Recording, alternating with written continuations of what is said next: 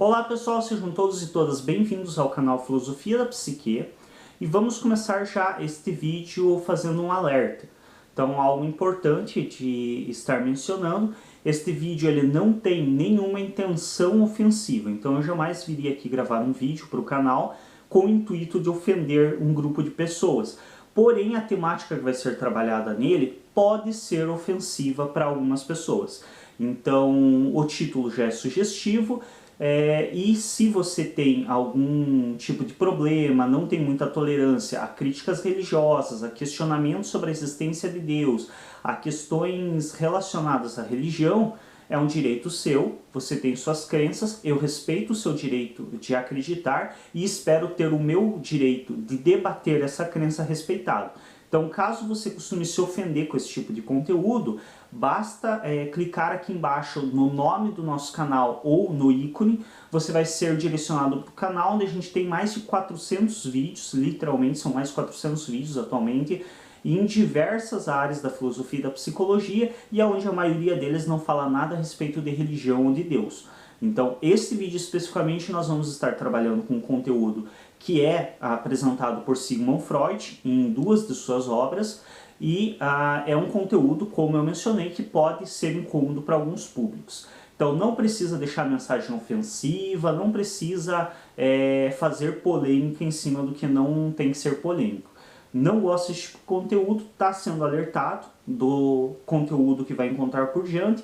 Basta acessar o nosso canal e assistir alguns dos outros vídeos. Opção não falta de vídeos a assistir no nosso canal. Então você não precisa assistir esse vídeo se não é do seu interesse, se não é do seu apreço. E para quem gosta de falar ou de ouvir a respeito dessa temática, para quem ou já tem suas crenças bem definidas e não se abala com esse tipo de assunto, ou para quem não tem crenças e portanto não se ofende também com esse tipo de assunto, vamos falar um pouco a respeito de Deus como uma função paterna. Então, como que o ser humano ele cria uma imagem de Deus, ou de deuses, ou de um Deus, como uma forma de tentar retomar uma proteção que ele tinha durante a infância. Então, a criança, quando nasce, ela é um ser bastante frágil. A criança ela nasce com uma estrutura psíquica em construção, em formação, ela nasce como um ser altamente vulnerável. Então a criança durante o seu nascimento ela é um ser que ela recebe ordens de todos e ela não pode lutar contra ninguém, nem mesmo fisicamente, nem psiquicamente. A criança normalmente é colocada atualmente, a nossa cultura vem quebrando um pouco isso, mas normalmente a criança ela é colocada como alguém sem voz, como alguém que não tem direito a questionar, como alguém que não tem direito a contrariar e como alguém que literalmente é impossibilitada fisicamente de lutar. Então ela é mais fraca, ela é menor no sentido estrutural físico mesmo do que um adulto e ela é colocada como com menos voz que um adulto. Então a criança ela está em uma fragilidade, em uma vulnerabilidade gigante no mundo e ela passa por uma certa angústia de desamparo, porque ela é um ser altamente frágil em um mundo que costuma ser bastante agressivo. Então, a criança ela tem uma sensação de desamparo muito grande. E essa sensação de desamparo, ela é suprida inicialmente, ou ela é diminuída, essa sensação de desamparo, a partir da atenção da função materna. Então, existe alguém que efetivamente atua como função materna para essa criança, suprindo as suas necessidades, tanto de alimento, quanto de carinho, de atenção, e posteriormente, ou ao mesmo tempo, se tem uma função paterna, que mais tarde ela começa a entender melhor essa função paterna. Lembrando, o próprio Freud, quando ele traz esse assunto, ele fala em função em mãe e pai, e não em função materna e paterna, por uma questão mesmo da sua situação social ali. Então o ambiente social no qual Freud estava inserido realmente colocava como a mãe exercendo função materna e o pai exercendo função paterna, o que sabemos que não se aplica à nossa realidade atual. Então pode ser que a mesma mãe que exerce função materna é quem vai exercer a função paterna. Inclusive, espera-se sim que ela exerça a função paterna. Eu sempre costumo brincar que uma mãe não vai só brincar com a criança, dar atenção para ela e vai ver ela tentando enfiar o dedo na tomada e não vai falar nada, porque não é ela quem tem que fazer isso, é o pai quem tem que dizer para a criança que não vai enfiar o dedo na tomada. É óbvio que não. Então, inicialmente, a criança ela desenvolve esse amor pelo objeto primário dela, que é a função materna, e com o passar do tempo, ela entende a entrada dessa função paterna, que é quem afasta ela dessa função materna. Seja isso a própria fala da mãe, impedindo ela de estar o tempo todo com a mãe. Não, agora eu não tenho tempo para você, agora você tem que brincar sozinho. Depois eu posso até brincar com você, mas agora não dá. Então isso é uma função paterna entrando. Ou ela pode ser exercida mais enfaticamente e literalmente por uma outra pessoa, como é o caso, por exemplo, do pai ou de uma outra companhia da mãe, que vai dizer para essa criança, não, agora você não pode ficar com a sua mãe, porque agora eu quero conversar com ela, agora eu vou passar um tempo com ela, e depois ela volta a ficar com você. E aí, inicialmente essa função paterna ela parece bastante agressiva, como de fato é, afinal ela separa a criança do objeto primário de amor dela, da função materna. Mas essa função paterna, ela tem uma função ainda maior, ela tem uma finalidade ainda maior, que é a proteção.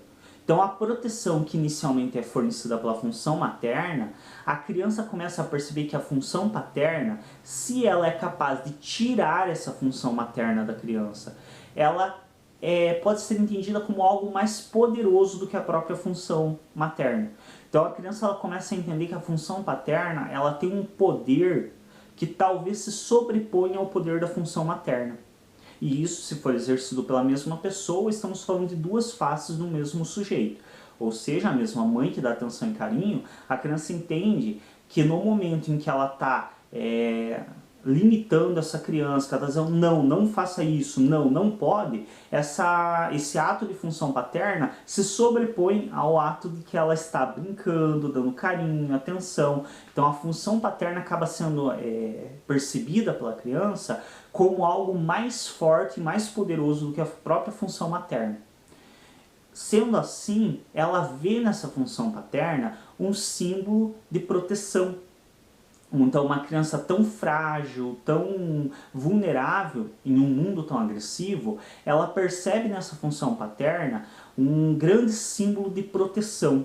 Então é esse pai, aqui eu vou usar pai como uma forma simbólica mesmo para facilitar o diálogo.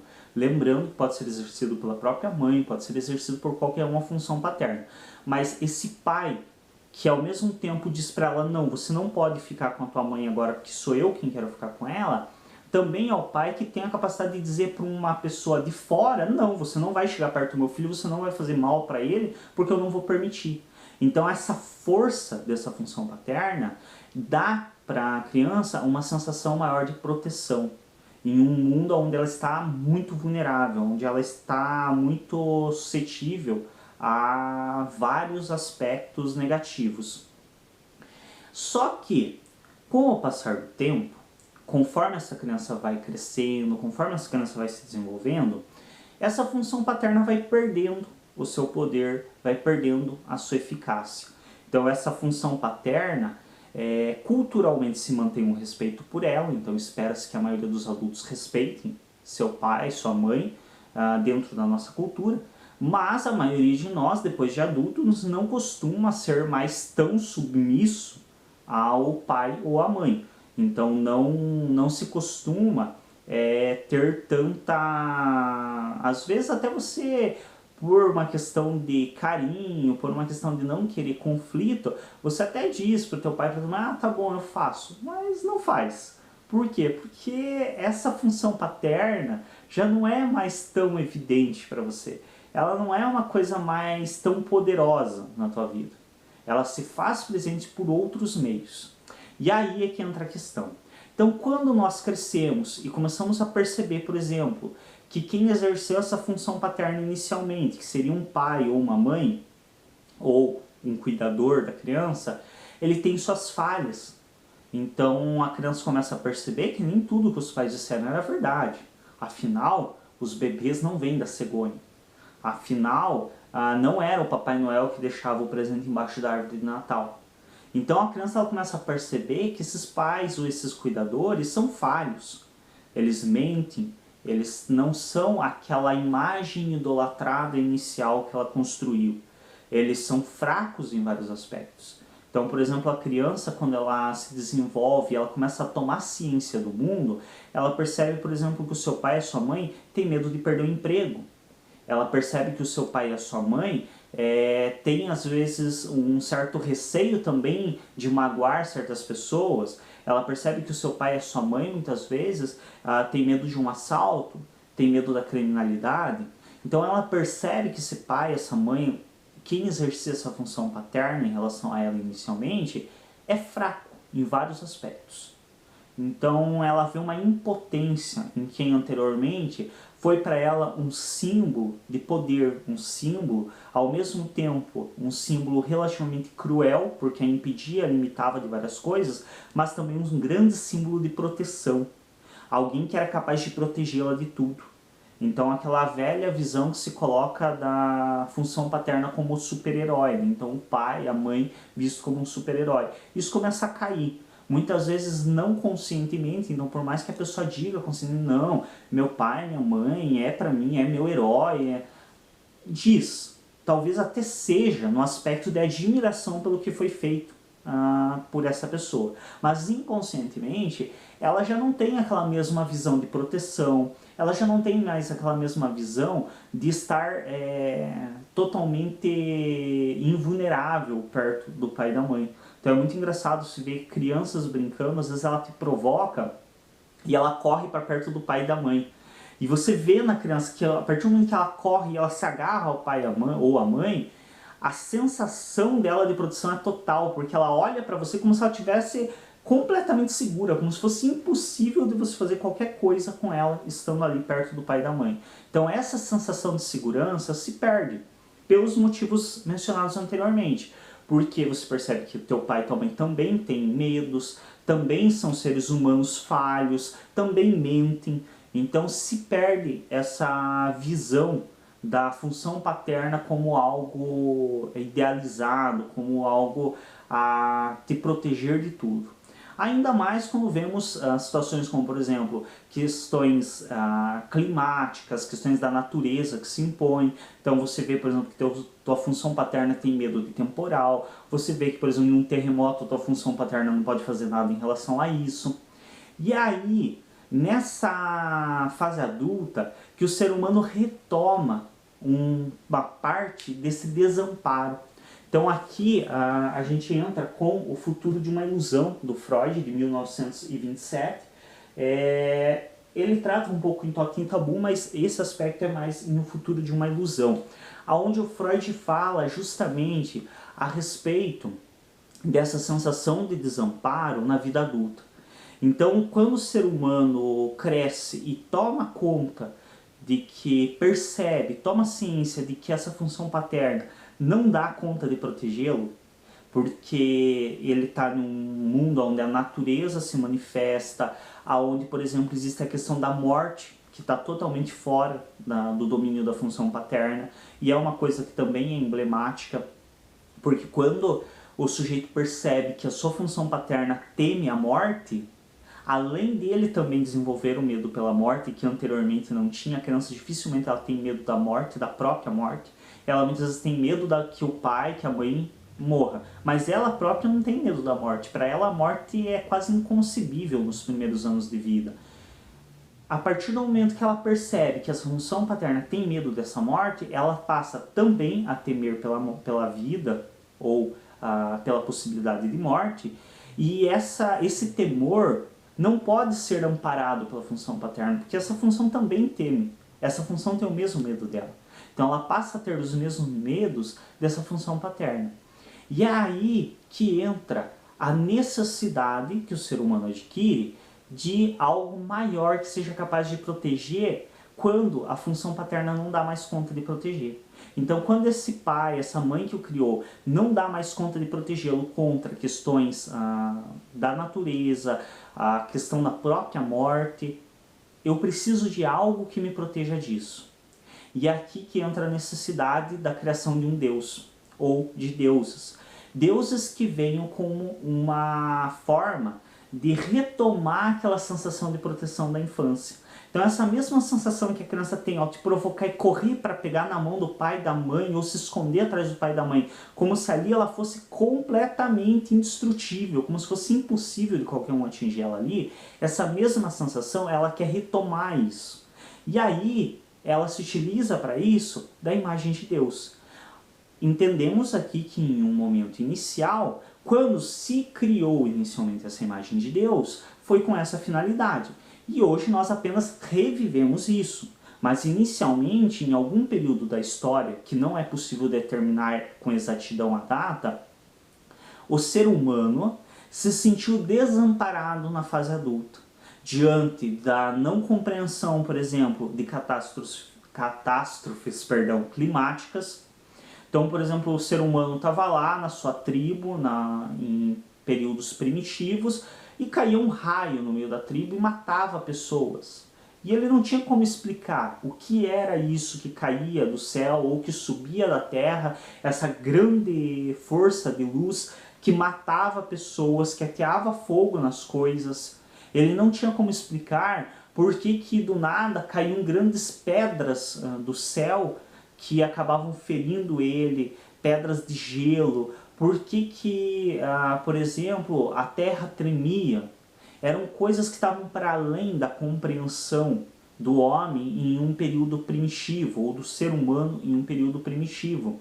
E ele, ao mesmo tempo que precisava de uma resposta para isso, que era uma pergunta até então sem resposta, ele também precisava de algo que o protegesse disso. Afinal, o que mais assustador para nós do que a força da natureza? Nós podemos até ter medo da criminalidade, nós podemos até ter medo de vários fatores na nossa vida. Mas as forças da natureza, creio que são assim um emblema maior de temor nosso. Por quê? Porque da criminalidade eu uso como defesa, por exemplo, trancar bem a minha casa, eu chaveio o meu carro, não deixo aberto, eu tenho alguns artifícios para me defender. Agora, em relação à natureza, nós nos sentimos ainda muito vulneráveis em relação a ela. Porque você pode estar em casa, não te livra do terremoto. Mesmo as ventanias, mesmo os temporais, eles são capazes de destruir com uma facilidade gigantesca o que nós construímos. Então a natureza ela ainda demonstra que o seu poder em relação a nós assim, é absoluto. Ela tem assim, uma capacidade de mudar a nossa vida estrondosa. E em relação a esse grande temor e desconhecimento dessas forças da natureza, o homem cria a religião e Deus, ou deuses, como uma tentativa de explicar isso e, ao mesmo tempo, como uma tentativa de retomar essa sensação de proteção infantil. Então, essa sensação que se tem no início da vida, de uma função paterna, que podemos entender, por exemplo, que em grupos primitivos, possivelmente era exercida por mais de um sujeito. Então existia mais de um sujeito ali que protegia as crianças, ou não se tinha obviamente essa ideia de criança, mas se protegia esses filhotes, esses seres menores, até que eles tivessem uma capacidade maior de se defender. Essa função paterna, ela não dá mais conta de me proteger. E eu encontro a necessidade de ter essa proteção novamente, ter essa tranquilidade. E para isso eu crio uma nova função paterna que está acima dessa. E aí é interessante nós nos perguntarmos, por exemplo, e aqui entenda-se bem, a pergunta é retórica e se alguém tentar responder é a partir das obras que são trazidas para discussão. Então a gente está fazendo essa discussão a partir da obra Totem e Tabu, do Freud, de 1913, e O Futuro de uma Ilusão, de 1927. Então não quero comentários deixando passagens bíblicas, nada do gênero. Vai ser excluído, porque não é a intenção desse vídeo. A intenção do vídeo é discutir a temática a partir do Freud. Tem toneladas de outros autores que escreveram a respeito, não é deles que estamos falando. E então, nessa fase que nós temos essa construção dessa função paterna maior, nos cabe questionar o seguinte: por que Deus é, em certos aspectos, cruel?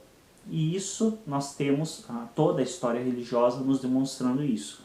Por que Deus castiga? Por que Deus pune? Por que Deus envia para o inferno quem não segue e quem não obedece? Porque quando o homem cria essa imagem de Deus, ele está tentando criar uma imagem de uma função paterna superior àquela que não mais exerce efeito sobre ele, que não mais o dá essa sensação de proteção. Portanto, essa nova função paterna tem que ser superior àquela, mas também tem que ser próxima daquela. Então, ele cria literalmente uma imagem do seu pai, entre aspas, ou seja, da sua função paterna, porém com poderes a mais. Então, a mesma questão que nós temos na função paterna, que castiga, afinal, tanto mãe quanto pai, quando exercem a função paterna, você fala para a criança umas 4 vezes, não põe o dedo na tomada, você vê que ela está indo pôr, é possível que essa criança vai sofrer uma punição, vai ser castigada, vai, no mínimo, talvez ser proibido dela ir em determinado lugar onde tem tomadas. Então, essas proibições, esse castigo, essas punições, nós vemos igualmente refletidas nessa nova função paterna maior, que é Deus. Então, esse mesmo Deus, por que ele não é pura bondade? Deus não é pura bondade. É para quem não conhece a própria história religiosa. Para quem conhece a história da religião, para quem conhece a história do cristianismo, para quem conhece a história da maioria dos deuses, sabe que de todos os deuses da humanidade, eu creio que dos que eu conheço, talvez Buda seja um pouco mais... Buda não é um deus, é um representante religioso, então não há de fato. Porque Buda é entendido como um mensageiro e não como um deus. E dos demais, tanto Jeová, os próprios deuses gregos, Zeus, entre os outros gregos, nós percebemos que nenhum deles é puramente bom. E isso a própria história da mitologia nos traz e nos demonstra isso. A maioria dos deuses, eles têm sim seus momentos de bondade, onde eles manifestam, ajudam o ser humano, onde eles impedem que o ser humano seja morto por catástrofes, onde eles auxiliam, mas também existem vários outros momentos onde eles castigam, onde eles limitam o ser humano. Então, o que são os 10 mandamentos? Se não uma castração, digamos, fabulosa, uma fábula da castração. Então, nós percebemos que exatamente o mesmo modo como a função paterna age na vida do sujeito, ele cria uma função paterna maior que age daquele mesmo modo, com a diferença de que nessa criação dele, nessa fantasia que ele cria de uma função paterna maior, essa função paterna dá capacidade, dá conta de protegê-lo de coisas que a função paterna inicial não daria. Então, desastres naturais que eu evidentemente sei que estão fora do controle da minha função paterna inicial, do meu pai, da minha mãe, estão sob controle dessa nova função paterna, que é Deus. Então, essa imagem de divindade, a imagem de uma religião, ela surge como uma forma de me proteger de uma coisa que a minha função paterna inicial não dá mais conta. Então, uma forma de retomar aquela sensação inicial de segurança e de proteção que eu tinha quando eu provocava alguém e corria para pegar na mão do meu pai e da minha mãe. Relembrando, essa sensação, hoje nós apenas retomamos ela. Então hoje as pessoas não criam mais a imagem de Deus. Elas pegam uma imagem já pronta, que geralmente é a imagem que os seus pais lhe repassam. Mas, em um determinado período da história, e Freud nos traz, tanto em Totem e Tabu quanto no Futuro de uma Ilusão, em um determinado período da história, essa imagem não existia. E ela precisou ser criada como uma forma de retomada dessa sensação de proteção. É isso. Espero que quem tenha assistido este vídeo tenha apreciado a temática. Como eu mencionei antes, a intenção do vídeo de modo algum é ser diretamente ofensivo com as crenças de ninguém. Pode ser que algumas pessoas se ofendam, mas aí é questão sua. Alertado foi desde o princípio do vídeo. Quem for deixar comentários, novamente retomo, foram utilizados aqui para embasamento 2 obras de Freud. Vários outros autores escrevem a respeito. Se for deixar algum comentário contrariando alguma coisa, leia as obras de Freud e deixe a partir das obras que são discutidas aqui. Porque não é discutido outras obras que não essas duas aqui. Portanto, não se aceitarão comentários contrariando com embasamento em outra obra que não as que são discutidas aqui. É óbvio que tem opiniões contrárias, é óbvio que tem outras formas de discutir isso, mas não é essas outras formas que são trazidas aqui. É isso, se você gostou, clique em gostei, se inscreve no nosso canal e até um próximo vídeo.